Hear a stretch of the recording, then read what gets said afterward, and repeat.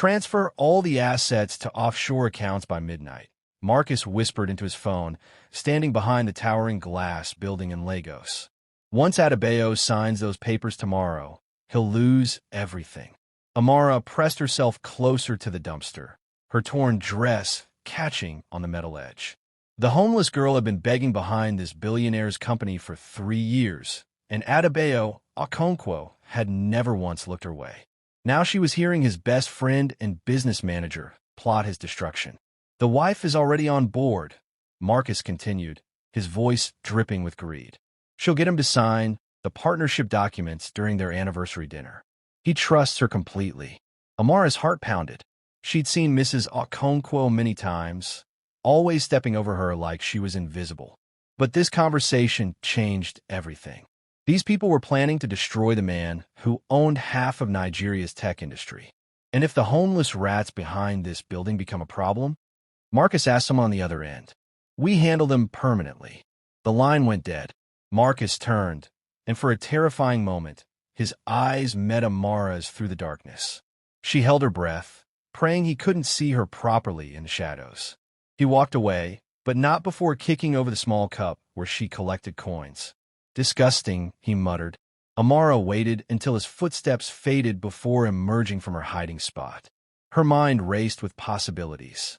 Should she try to warn the billionaire? Would he even believe a poor homeless girl? She tried approaching him before, only to be chased away by security. But this was different. This was about saving his life and everything he'd worked for. The next morning, Amara cleaned herself as best she could at a public fountain. She had to look presentable enough to get past the security guards.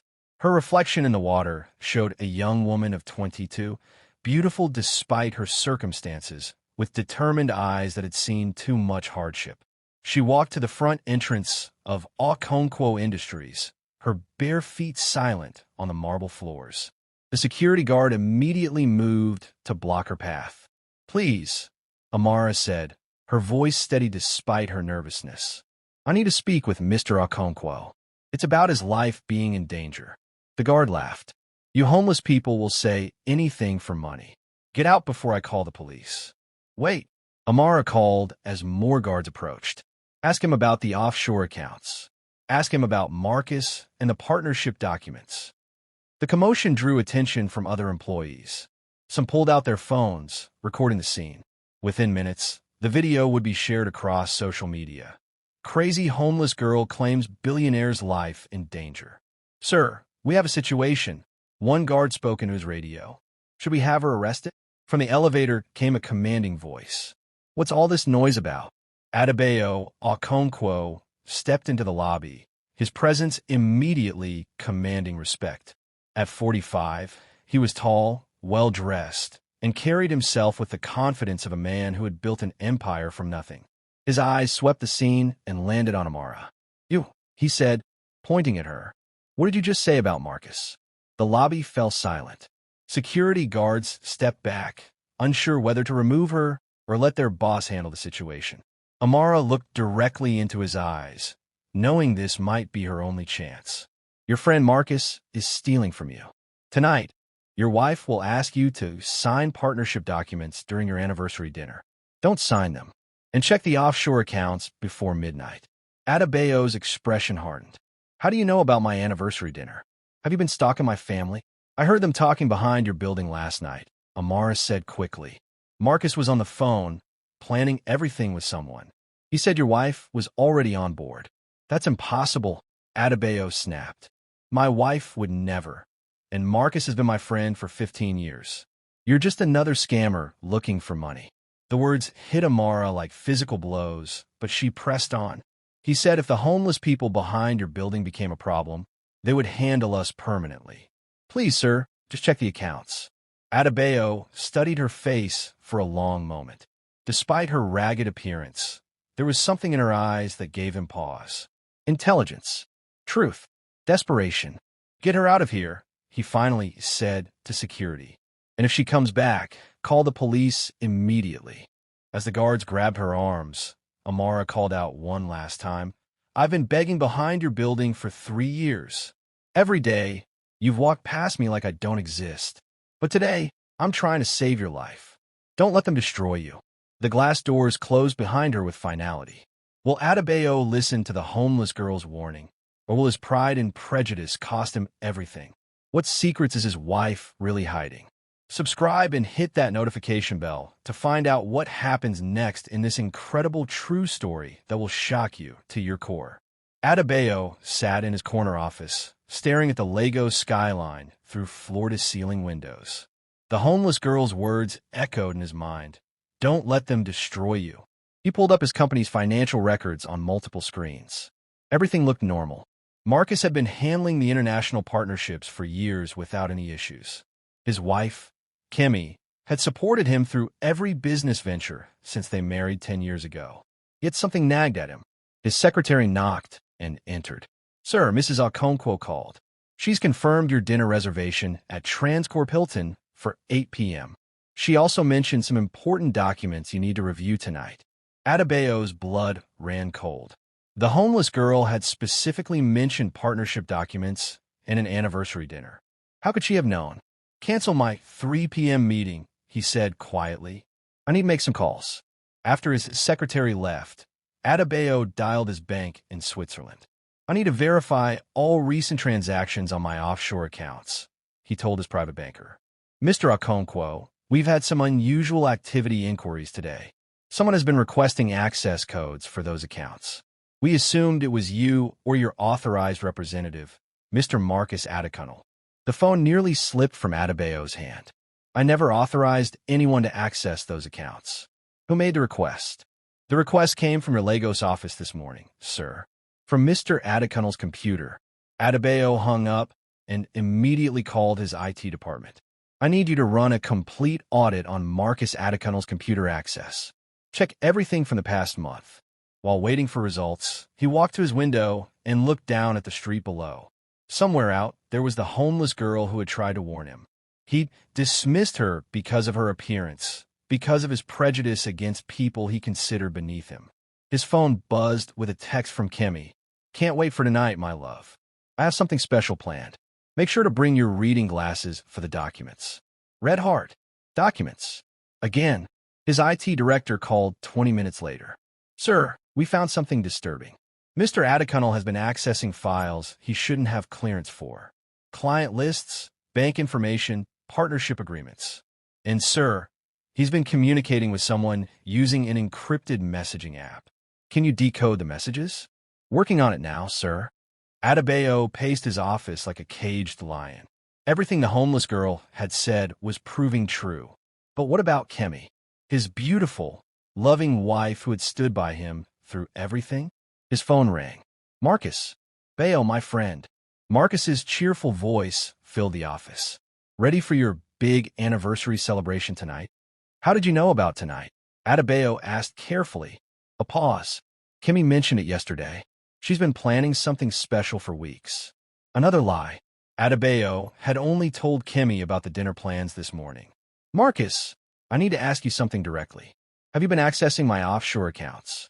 The silence stretched too long. Bayo, why would you ask me that? We're brothers. Everything I do is for the good of the company. That's not an answer. Look, there was a discrepancy in some international transfers. I was just making sure everything was in order before bothering you with details. More lies. Adebayo could hear the nervous edge in his friend's voice now. We'll talk tomorrow, Adebayo said, after I review everything myself. He hung up and immediately called his head of security. I want a complete background check on my wife's activities for the past month. Phone records, credit card statements, everything. Sir, is there a specific concern? Adebayo thought about the homeless girl's desperate face, the truth in her eyes that he'd been too proud to see. Someone tried to warn me about a threat to my life and business. I dismissed them. I may have made a terrible mistake. The security report arrived by email an hour later. As Adebayo read through Kimmy's activities, his world began to crumble. Multiple meetings with Marcus at hotels across Lagos. Cash withdrawals from accounts he didn't know existed. Phone calls to lawyers specializing in asset seizure. And most damning of all, a lease agreement for a luxury apartment in London, signed just last week. His hand shook as he read the final entry. Subject has been researching legal procedures for declaring spouses mentally incompetent in Nigeria. The homeless girl hadn't just been warning him about business betrayal. She'd been trying to save his life from the two people he trusted most in the world. Adebayo looked at his watch. 6 p.m. In 2 hours, he was supposed to meet his wife for what she planned to be his final dinner as a free man. But now he knew the truth. The billionaire's world is crashing down as he realizes the homeless girl was right about everything. But what will he do with this devastating knowledge? Will he confront his wife and best friend? Or does he have a different plan? Don't miss the next chapter to see how this revenge unfolds. Like this video if you're as shocked as we are. Adebayo arrived at Transcorp Hilton 30 minutes early. He needed time to prepare for what might be the most important conversation of his life. The restaurant was elegant, filled with Lagos's elite celebrating their own anniversaries in business. Deals. 10 years ago, he brought Kemi here for their first date. Tonight, she planned to destroy him in the same place. He chose a table with a clear view of the entrance and discreetly activated the recording app on his phone. Whatever happened tonight, he needed evidence. Kemi arrived precisely at 8 p.m., stunning in a red dress that hugged her curves perfectly. Other diners turned to look at her. She'd always commanded attention wherever they went. Her smile was radiant as she approached the table, carrying a leather briefcase. "My darling husband," she said, kissing his cheek. 10 years of marriage deserves celebration. "Indeed it does," Adebayo replied, studying her face. How had he missed the coldness behind those beautiful eyes? They ordered wine and made small talk about their early years together. Kemi was charming, witty, playing the role of devoted wife perfectly. If Adebayo hadn't seen the evidence, he might have believed.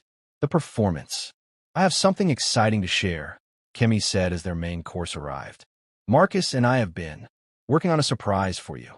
"Marcus and you?" Adebayo kept his voice neutral. "Yes, we've been planning this for months. We want to help you expand into European markets." She opened the briefcase and pulled out several documents. "These partnership agreements will establish Okonkwo Industries as a major player in London and Paris." Adebayo glanced at the papers. They looked legitimate, but he noticed the fine print transferred majority control of his company to a shell corporation based in the Cayman Islands. "This is very generous of you both," he said carefully, "but I thought we agreed I would handle all major business decisions myself." Kemi's smile faltered slightly. "Darling, you can't do everything alone anymore.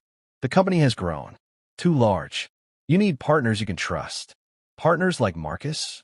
He's your oldest friend. He loves you like a brother." Adebayo nodded slowly. "And what about you, Kemi? Do you love me like a wife should?" The question hung in the air between them. For just a moment, her mask slipped, and he saw something cold and calculating in her expression. "What kind of question is that?" She laughed, but it sounded forced. "Of course I love you. That's why I want you to sign these papers tonight, before other competitors get ahead of us." "And if I don't want to sign?" Kemi reached across the table and took his hand. "Adebayo, I'm worried about you. You've been acting strangely lately. Paranoid.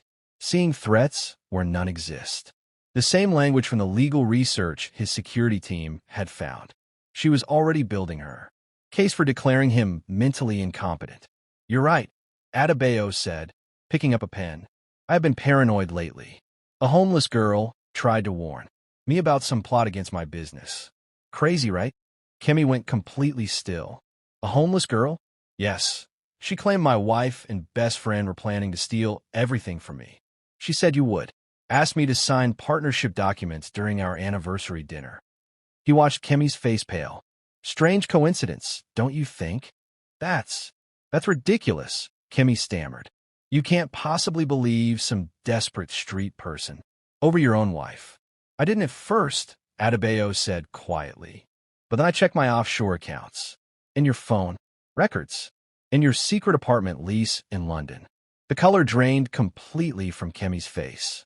Around them, other diners continued their conversations, oblivious to the drama unfolding at their table. "I can explain everything," she whispered. "Can you explain the meetings with divorce lawyers?" The research on mental incompetency laws. The cash transfers to Marcus's accounts. Kimmy's hands began to shake. Adebayo, please. I trusted you with everything. His voice grew harder. I gave you access to my accounts, my business, my heart. And you decided to destroy me for what? Money you could have asked for? A life in London with my best friend. You don't understand the pressure. Kimmy hissed, her composure finally cracking. Do you know what it's like being married to someone who thinks they're better than everyone? Someone who walks past homeless people like they're invisible? Someone who says, don't need help from anybody. I have it all. Her words hit him like physical blows. She was right about his arrogance, but it didn't justify betrayal. So you decided to humble me by taking everything?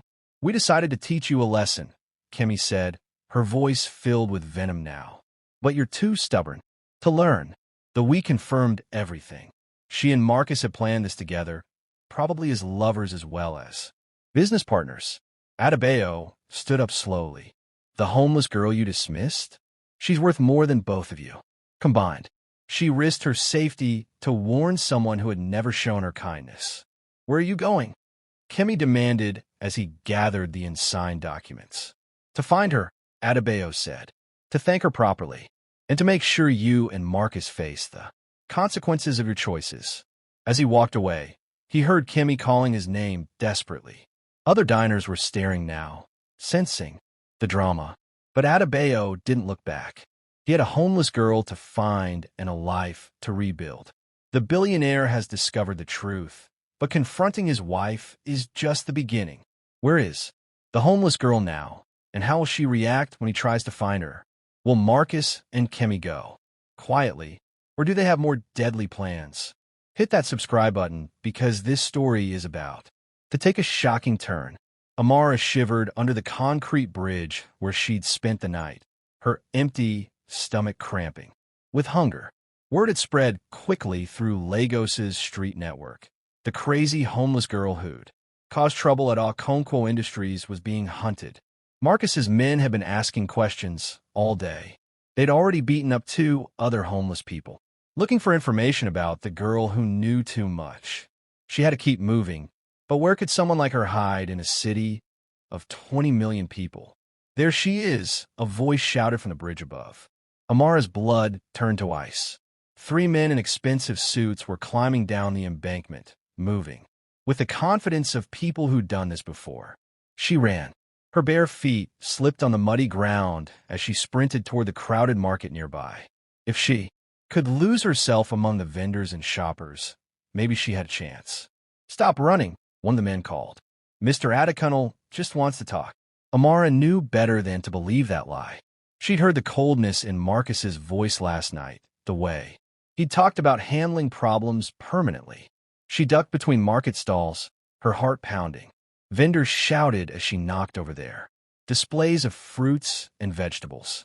Children pointed and laughed at the running girl in torn clothes. Please, she gasped to a woman selling fabrics. Hide me. The woman took one look at her desperate face and pointed toward a storage room behind her stall. Quick! Amara squeezed into the cramped space just as Marcus's men reached the fabric vendor. We're looking for a homeless girl, she heard one say. Tall, pretty, probably stealing food. I see many homeless people, the vendor replied coolly. They all look the same to me. This one is special. She's spreading lies about important people. Through a gap in the storage room wall, Amara could see one of the men pull out a thick roll of naira. Notes. 500,000 for information about where she's hiding. The vendor hesitated. Amara held her breath, knowing that money could feed the woman's family for months. I told you, the vendor said finally. I haven't seen anyone like that. The men moved on, but Amara knew they wouldn't give up easily. She waited until their voices faded, before emerging from her hiding spot. Why did you help me? She asked the vendor. The older woman studied her face. I have daughters. I know what those kinds of men do to girls like you. She pressed a small bag of rice into Amara's hands. But you cannot stay here. Find somewhere safer. Amara thanked her and slipped back into the crowd. She needed to get out of Lagos, but she had no money for transport and nowhere to go. Her phone, a cracked device she'd found in a dumpster months ago, buzzed with a call from an unknown number. "Hello," she answered cautiously. "Is this the girl who warned me about my wife and Marcus?" The voice was unmistakably Adebayo. Okonkwo's. Amara's knees nearly gave out. "How did you get this number?" "I had my security team track down every homeless person who'd been seen near my building." "You were right about everything, Amara." He knew her name. Somehow, the billionaire had learned her name. "They're trying to kill me," she whispered. "Marcus sent people to find me." "I know.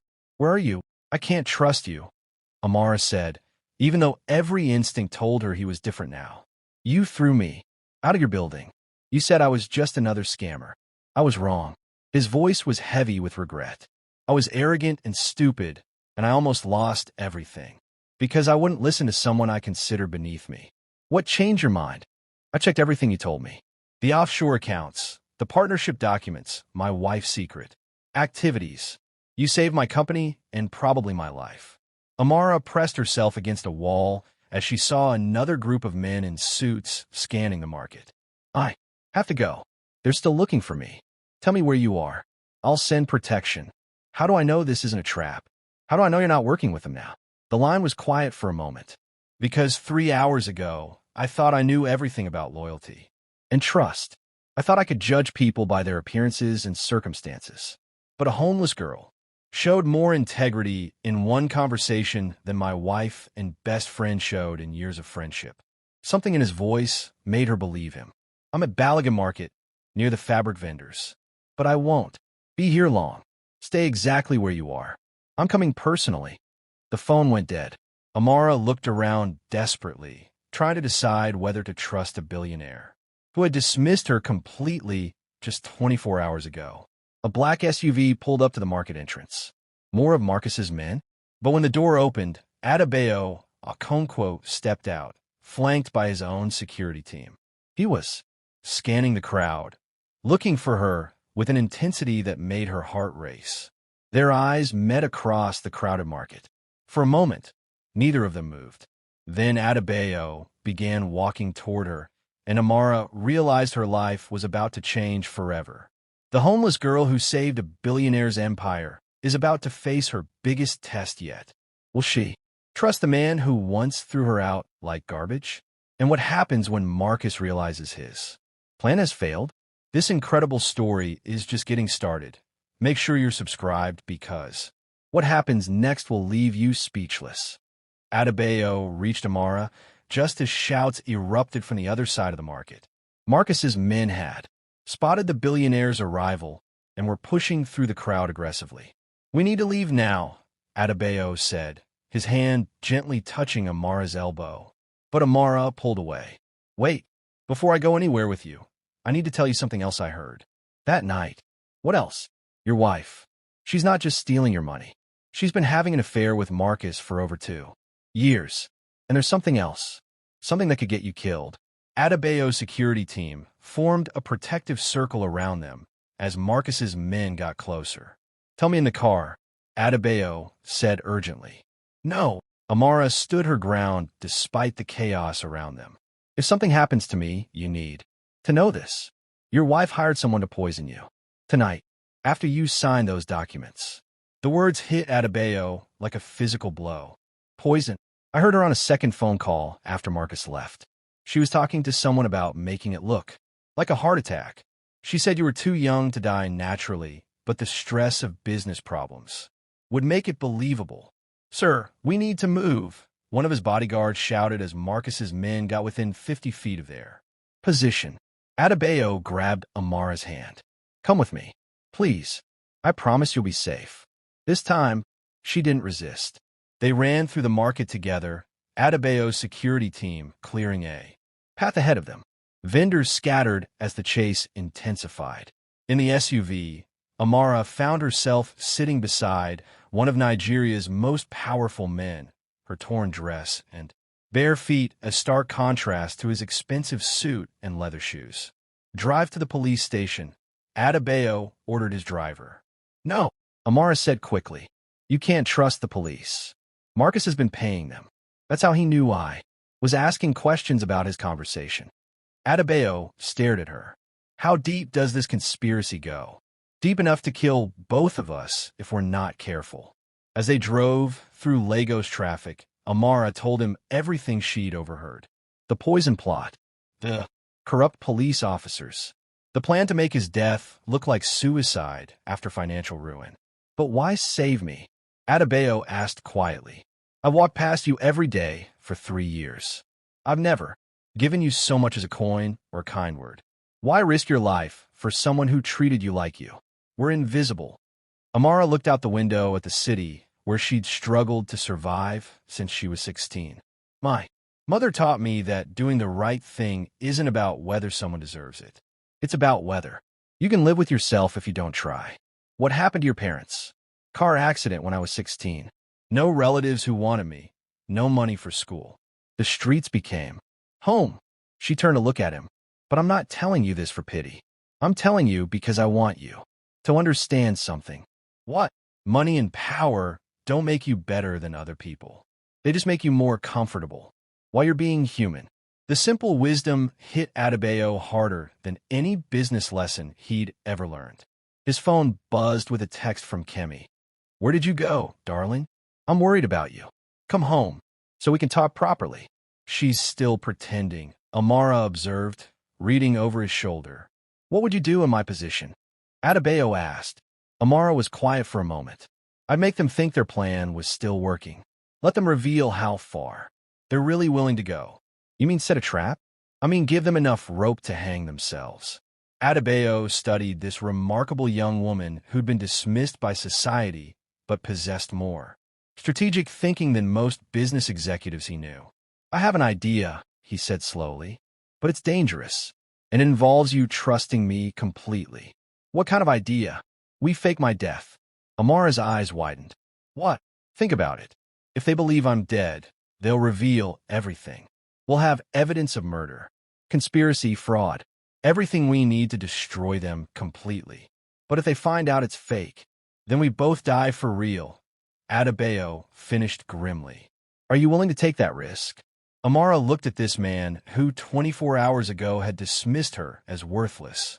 Now he was asking her to be his partner in the most dangerous gamble of their lives. On one condition, she said. Name it. When this is over, you use your power to help other homeless people in this city. People like me who get ignored and treated like garbage. Adebayo nodded slowly. I promise. Then let's fake your death. A homeless girl and a billionaire are about to pull off the most dangerous deception of their lives. But can they really fool a murderous wife and corrupt business partner? What happens when the trap is set and the Real killers reveal themselves? Don't you dare miss the next chapter of this incredible story. Hit that notification bell right now. Dr. Emeka Nwosu had been Adebayo's personal physician for 15 years, but he'd never received a request like this. You want me to fake your death? The doctor said, staring at Adebayo across his private clinic office. Temporarily, just long enough to gather evidence. Dr. Nwosu looked at Amara, who sat quietly in the corner. And who is she? The person who saved my life, Adebayo said simply. Without her, I'd be signing my own death warrant. Tonight, the doctor listened as Adebayo explained everything. The betrayal, the poison plot, the corruption that ran deeper than anyone suspected. This is incredibly dangerous, Dr. Nwosu said. If your wife really has connections to people willing to commit murder, they won't hesitate to kill anyone who threatens them. Which is why we need your help, Amara said, speaking for the first time. You're the only person who can make this look real. Dr. Nwosu studied her face. You're the homeless girl who's been in the news, aren't you? The one causing trouble at his company. I'm the homeless girl who's trying to save his company, she corrected firmly. Something in her tone made the doctor reconsider. What exactly are you proposing? Adebayo leaned forward. We stage a heart attack. You declare me dead, issue a certificate, everything. Official. Meanwhile, I hide until we have enough evidence to expose them. And if they demand to see the body. That's where it gets complicated, Amara said. We need to make them believe he's really dead, but also give them access to his assets quickly enough that they reveal their real plan. Dr. Nwosu was quiet for a long moment. There's a procedure. We could use a combination of drugs to slow your heart rate and breathing to almost nothing. It's extremely dangerous, but it would fool anyone who wasn't looking too carefully. How dangerous? Amara asked. If the dosage is wrong, or if we can't revive him properly, he really will die. I'll take the risk, Adebayo said immediately. I won't let you, Amara said firmly. Not for revenge. Both men stared at her in surprise. This isn't just about exposing them, she continued. This is about you learning what real integrity looks like.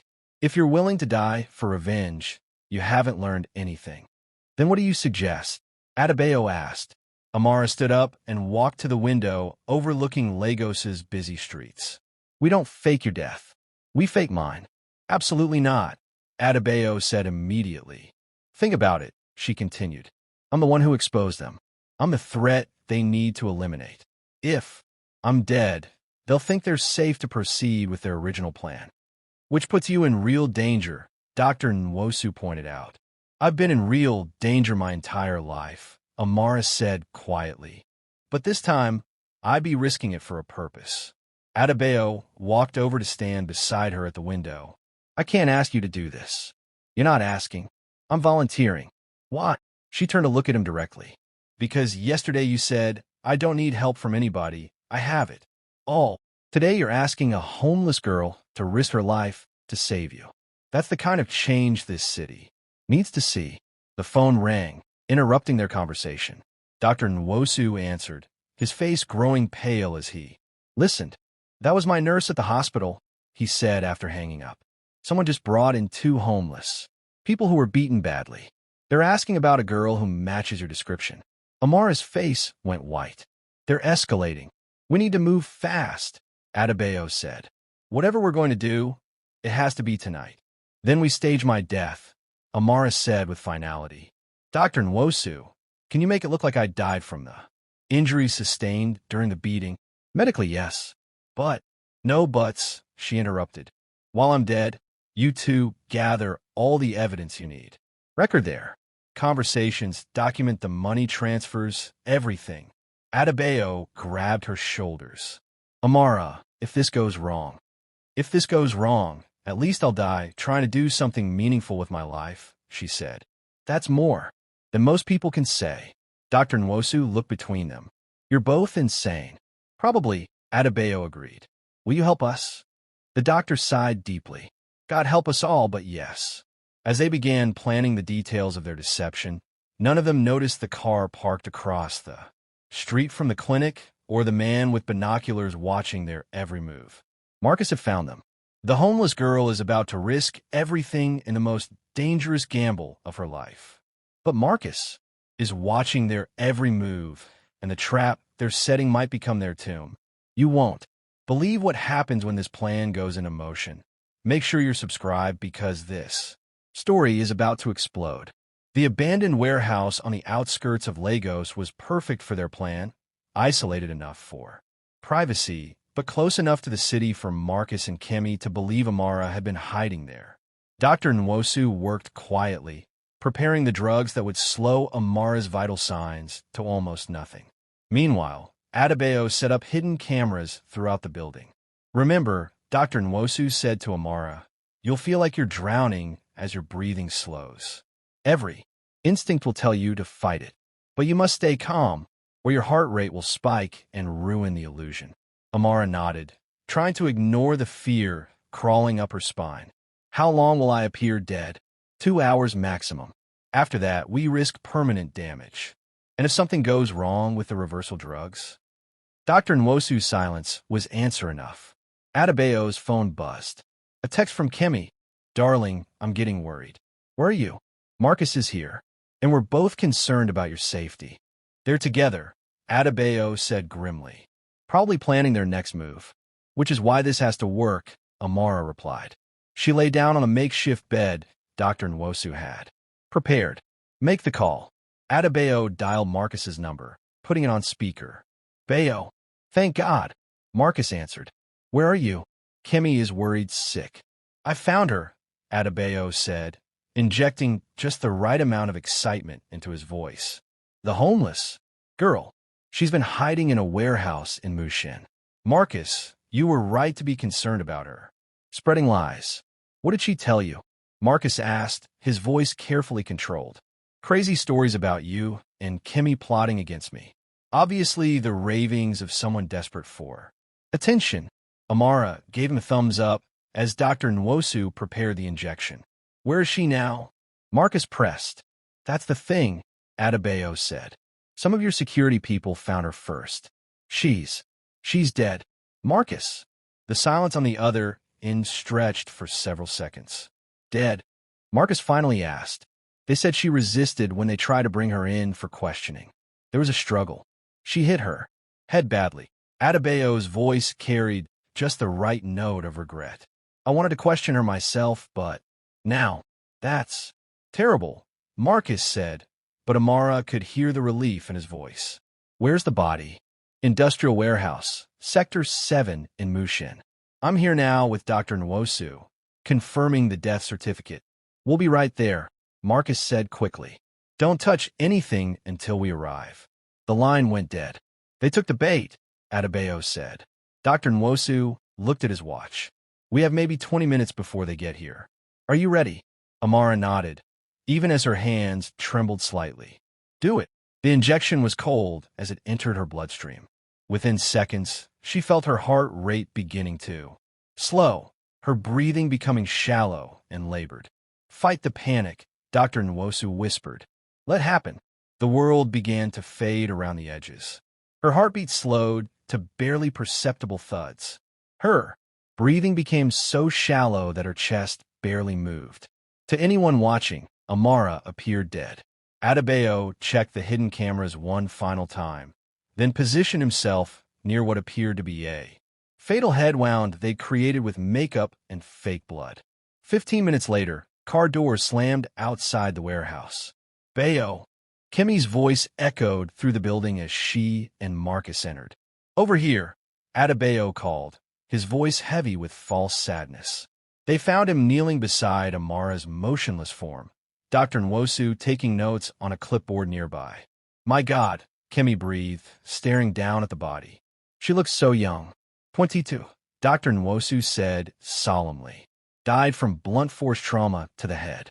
Marcus studied the scene carefully. You're sure she's dead? Dr. Nwosu lifted Amara's wrist, checking for a pulse he knew he wouldn't find. No pulse, no respiration. I'll need to file the death certificate, but yes, she's gone. What exactly did she tell you before this happened? Kimmy asked, moving closer to Adebayo. Nonsense about you two conspiring against me. She claimed you were having an affair, Marcus, and that. You were both trying to steal my assets. Adebayo shook his head. Obviously, she was mentally unstable. Kimmy and Marcus exchanged a quick glance that the hidden cameras captured perfectly. Well, Marcus said carefully, at least she can't spread any more lies. The poor girl, Kimmy added, but her tone lacked genuine sympathy. Bayo, we should go. Being here is just upsetting you. You're right. Adebayo stood up. Dr. Nwosu handled the paperwork. I want this whole mess to disappear. Quietly, as they walked toward the exit, Kimmy slipped her arm through Adebayo's. Darling, now that this unpleasantness is over, we can focus on those partnership documents we discussed. Of course, Adebayo replied. After everything that happened, I realize how much I need people I can trust. Exactly, Marcus said, his voice warm with false friendship. Let's go back to your house and finalize everything tonight. Dr. Nwosu waited until their car sounds faded completely before rushing back to Amara's side. 1 hour, 43 minutes, he muttered, preparing the reversal injection. Come on, child. Come. Back to us. He administered the counter drug and waited. Seconds stretched into a minute. Her chest remained still. Amara, he whispered urgently, checking for any sign of life. Nothing. Dr. Nwosu began CPR, his hands shaking as he realized their deception might have become reality. Meanwhile, in Adebayo's car, Kimmy was already making calls. It's done, she said to someone on the other end. The girl is dead. and he's completely unsuspecting. Yes, we proceed with the original plan tonight. Marcus smiled coldly. By morning, you'll be a very wealthy widow, and I'll control the largest tech company in West Africa. But in the warehouse, Dr. Nwosu was still fighting to bring Amara back from the edge of real death. The plan is working perfectly, too perfectly. But will the homeless girl survive her own fake death? And what deadly trap are Marcus and Kimmy walking into at the billionaire's house? The next chapter will shock you to your core. Don't miss what happens when this dangerous game reaches its explosive climax. Dr. Nwosu's hands pressed against Amara's chest, pumping desperately as precious seconds ticked away. Come on, he whispered. You've survived too much to die now. Suddenly, Amara gasped, her eyes flying open as her lungs fought for air. Her heart rate spiked on the monitor Dr. Nwosu had connected. Easy, he said, helping her sit up slowly. You're okay. You're alive. Did it work? She asked, her voice barely a whisper. Perfectly. They think you're dead, and they're already moving forward with their plan.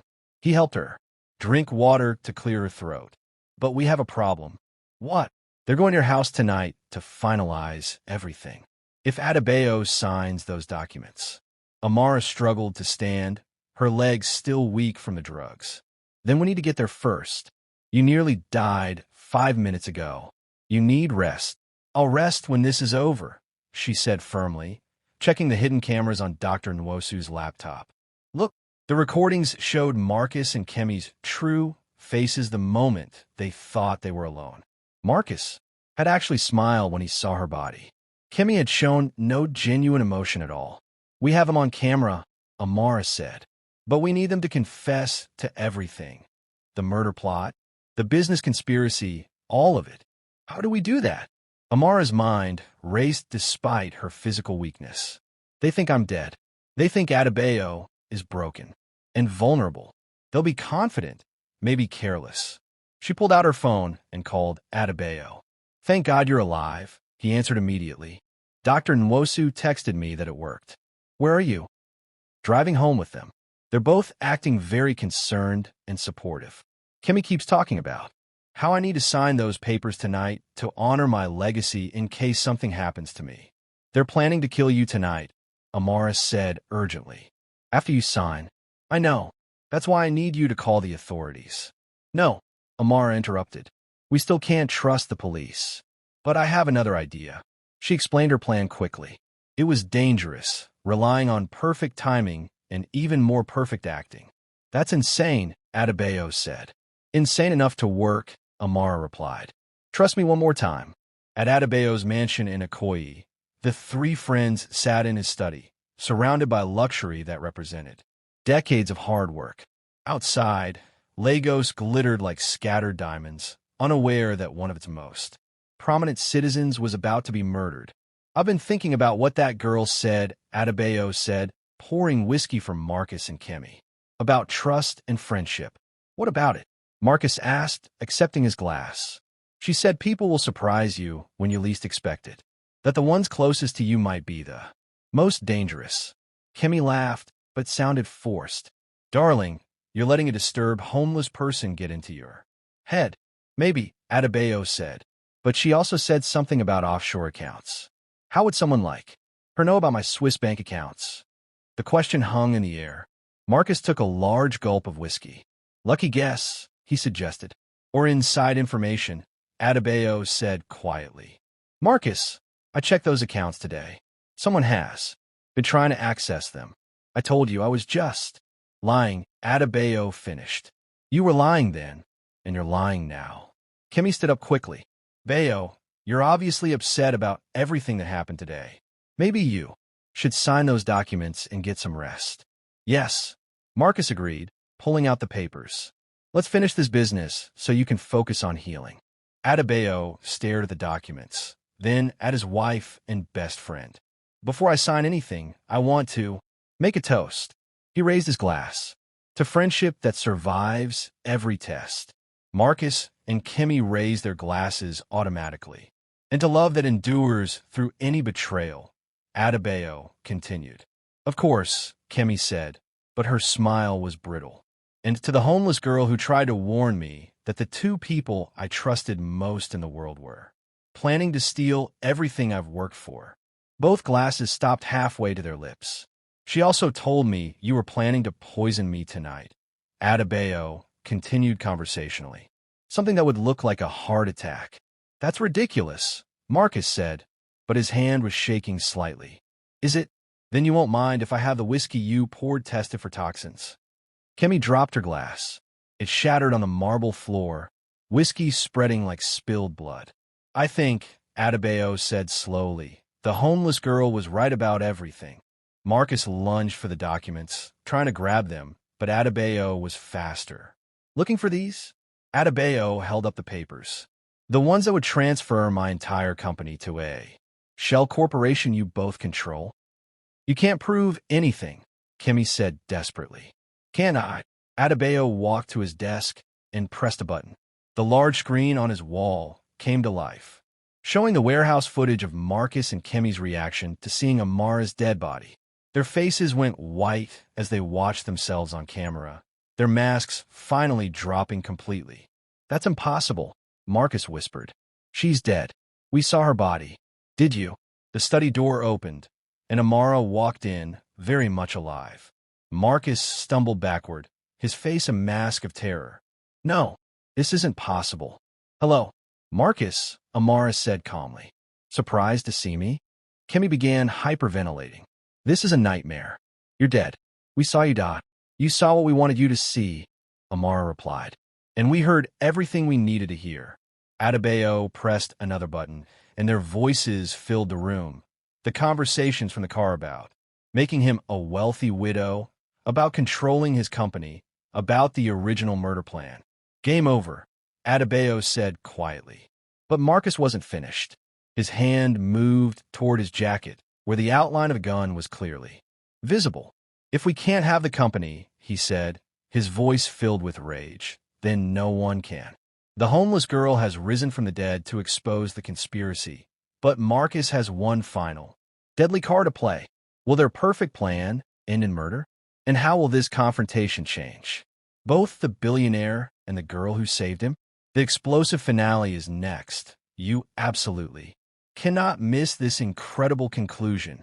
Put the gun down, Marcus, Adebayo said, his voice steady despite the weapon pointed at his chest. You humiliated me, Marcus snarled. 15 years of friendship, and you trust some street trash over me? That street trash, Amara said, stepping forward despite the danger, showed more loyalty in one day than you showed in 15 years. Shut up. Marcus swung the gun toward her. You should have stayed dead. Marcus, please, Kemi pleaded, tears streaming down her face. This wasn't supposed to happen like this. Nothing was supposed to happen like this, he shouted. We had a perfect plan. Perfect, Adebayo asked. Stealing from your best friend? Murdering someone who trusted you. You never trusted me. Marcus's composure cracked completely. You never trusted anyone. I don't need help from anybody. I have it all, remember? You said that every time I offered advice, every time I tried to contribute something meaningful. The accusation hit home. Adebayo realized how his arrogance had poisoned even genuine relationships. You're right, he said quietly. I was arrogant. I dismissed people's contributions because I thought I was better than everyone else. Finally, Marcus laughed bitterly. Finally, you admit it. But that didn't give you the right to destroy me, Adebayo continued. You could have talked to me. You could have walked away. You chose betrayal and murder instead. Because talking to you was like talking to a wall. Marcus screamed. You only cared about being the smartest person in every room. Amara watched the exchange, understanding dawning in her eyes. This wasn't just about money. It was about years of accumulated resentment and wounded pride. Marcus, she said gently, put the gun down. This won't solve anything. And why should I listen to you? He asked, but his voice was less certain now. Because I know what it feels like to be dismissed, to be treated like you don't matter, to watch someone walk past you every day like you're invisible. Her words seemed to penetrate Marcus's rage. But I also know, she continued, that hurting people who hurt you only makes the pain worse. It doesn't heal anything. You don't understand, Marcus said, tears mixing with anger on his face. I built this company with him. I worked 18-hour days. I sacrificed my own relationships. I gave everything to make his dream successful, and he acted like it was all his accomplishment. I'm sorry, Adebayo said, and meant it. I'm sorry I made you feel invisible. I'm sorry I didn't acknowledge your contributions properly. It's too late for apologies, Marcus said, but his gun hand was wavering. It's never too late, Amara said, but only if you choose a different path right now. The room fell silent except for the sound of Kemi's quiet sobbing. Suddenly, police sirens wailed outside the mansion. Through the window, they could see multiple vehicles surrounding the property. I called them before I came in, Amara said. We have everything on record now. The conspiracy, the murder plot, the financial fraud. But they're not here to arrest anyone yet. What do you mean? Marcus asked, confused. I mean, you still have a choice, she said. Put the gun down, surrender peacefully, and cooperate with the investigation, or continue down this path and destroy whatever small chance you have at redemption. Marcus looked around the room, at Adebayo, who despite everything was looking at him with something like compassion, at Kemi, who was broken by guilt and fear, at Amara, who had every reason to hate him but was offering him mercy. Why? He asked Amara. Why are you giving me a choice after everything I've done? Because, she said simply, someone recently taught me that mercy is more powerful than revenge. She glanced at Adebayo, who understood her meaning. I thought I knew everything, Adebayo said, reciting the words that would define his transformation. But I didn't. Marcus stared at them both for a long moment, then slowly lowered the gun. I'm sorry, he whispered, the weapon falling from his fingers. God help me, I'm so sorry. The police entered just as Marcus collapsed to his knees, overwhelmed by the weight of his choices. 2 hours later, after statements had been given and arrests had been made, Adebayo and Amara sat alone in his study. What happens now? She asked. Now, he said, I keep my promise to you. We're going to help every homeless person in this city. And Marcus and Kemi, they'll face justice. But maybe, eventually, they'll find a way to rebuild their lives too. Amara nodded. What about us? I mean, what happens to me now? Adebayo looked at this remarkable young woman who had saved his life, his business, and perhaps his soul. That, he said, is entirely up to you. The conspiracy has been exposed, but the real transformation is just beginning. What new life awaits the homeless girl who saved a billionaire's empire? And how will a man who thought he knew everything rebuild his life and relationships? Don't miss the incredible final chapter of this life-changing story. Make sure you're subscribed for the conclusion that will inspire you beyond belief. 6 months later, Amara stood before the mirror in her office at the Adebayo Okonkwo Foundation, adjusting the collar of her business suit. The woman looking back at her bore little resemblance to the homeless girl who had once begged behind a corporate building. But her eyes held the same fierce determination. Miss Amara, her assistant knocked on the door. The press conference is about to begin. Thank you, Jennifer. I'll be right there. As Director of Community Outreach for Nigeria's largest homeless rehabilitation foundation, Amara had spent the last 6 months transforming the lives of thousands of people who had been invisible to society. The foundation's main building had been constructed on the exact spot where she used to sleep behind Okonkwo Industries. It was symbolic, turning a place of rejection into a center of hope. In the main auditorium, cameras flashed as Amara approached the podium. The room was packed with journalists, government officials, and formerly homeless individuals who had been helped by the foundation's programs. 6 months ago, Amara began, her voice clear and confident. I was sleeping on the streets of Lagos, dismissed by society as worthless. Today, we're announcing the opening of our 10th rehabilitation center. Across Nigeria, applause filled the room. But this isn't just about buildings or programs, she continued. This is about recognizing that every person has value, regardless of their circumstances. In the back of the room, Adebayo watched with pride. The transformation in both their lives had been remarkable.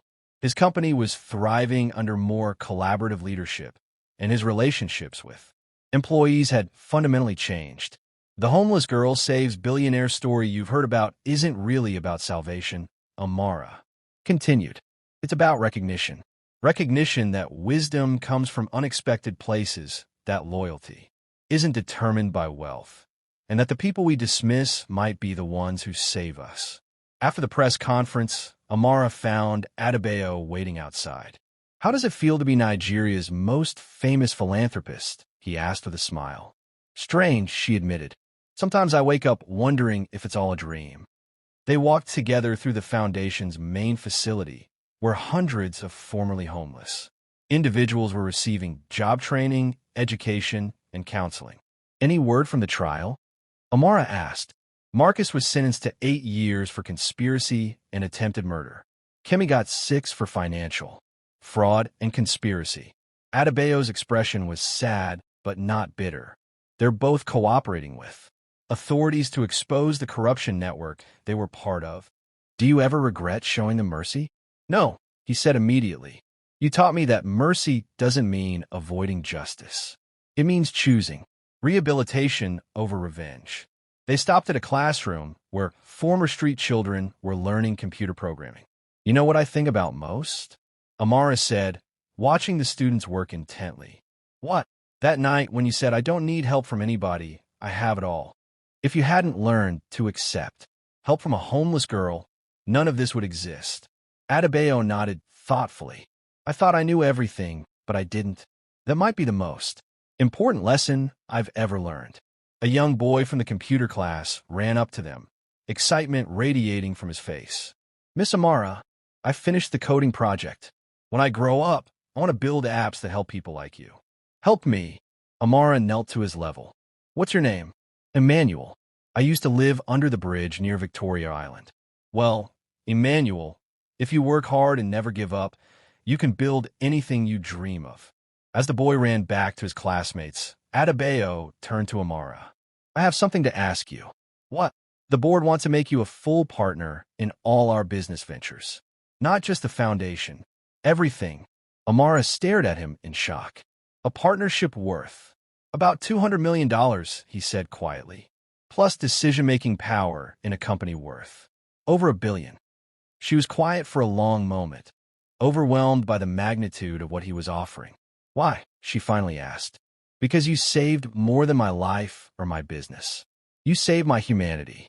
And because I've learned that the best business decisions come from having partners who see what others miss."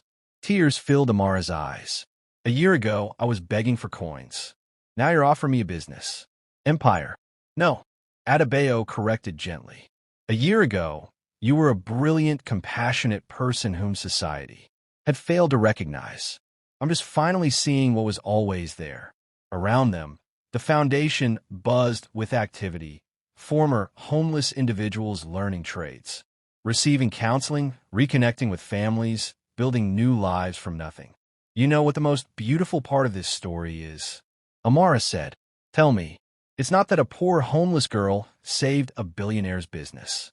It's that a billionaire learned to see people as human beings instead of problems to be solved or obstacles to be avoided." "And what did the homeless girl learn?" he asked. Amara smiled, looking around at the lives they'd transformed together. "That sometimes the people who dismiss you aren't evil. They're just broken in different ways. And that forgiveness isn't weakness. It's the foundation everything else is built on." 6 months later, at the foundation's first annual gala, Amara stood once again at a podium. This time she wore an elegant gown, and the audience included government ministers, international philanthropists, and hundreds of individuals whose lives have been transformed by their work. This foundation exists because a billionaire learned humility and a homeless girl chose mercy over revenge, she said to thunderous applause. But most importantly, it exists because we recognize that everyone, regardless of their circumstances, has something valuable to contribute. She paused, looking directly at Adebayo, who sat in the front row beaming with pride. I used to think that success meant having enough money to never be hungry again. Now I know that. Success means using whatever you have, wisdom, experience, second chances, to lift others up. The standing ovation lasted for several minutes. Later that evening, as the gala wound down, a young homeless man approached Amara outside the hotel. "Excuse me," he said nervously. "I heard about your story.